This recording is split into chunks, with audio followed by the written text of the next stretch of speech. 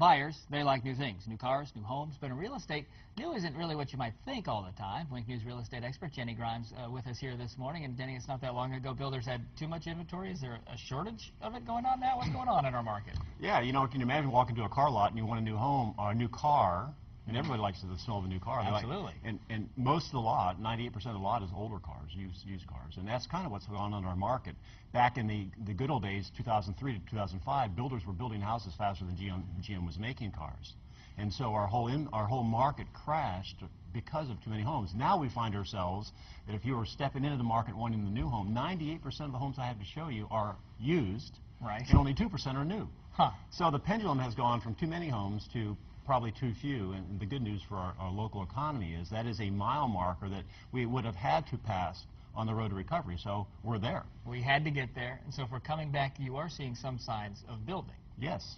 Permit activity is on the increase, and again, we're not talking about scattered lots. In fact, of our inventory, we have about 5,000 homes for sale in Lee County.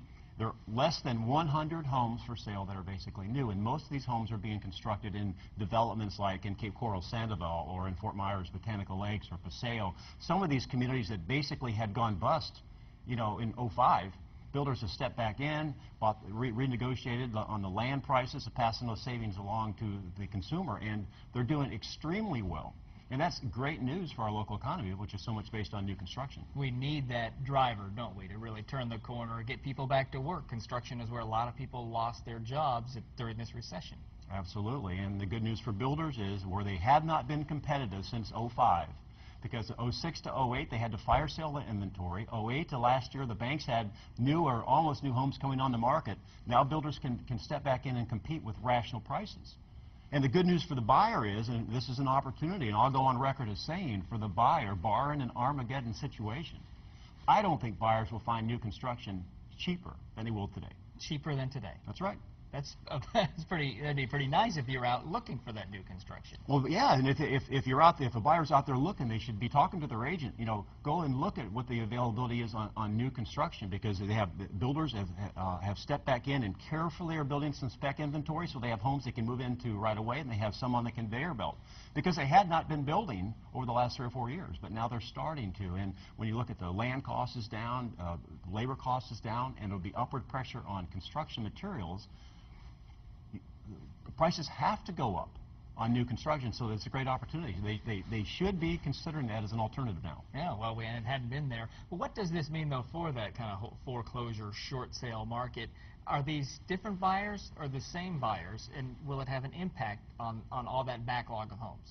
Well, the investor is going to step in, and they don't really care what it looks like. They'll look for the opportunity. The user is going to step back in probably, and all things being equal, people like a new house, they like a new car, all things being equal. But the problem is the delta, the difference between the price of a foreclosure or distress home and a new home has been so great, people have gone to the distress route. Right. Well, that supply is dwindled, and it's not available, so you're looking at homes that are not only distressed, but they look distressed, and compared to new, and the delta, the change there is not as big as it once was, so people are now starting to move towards the new.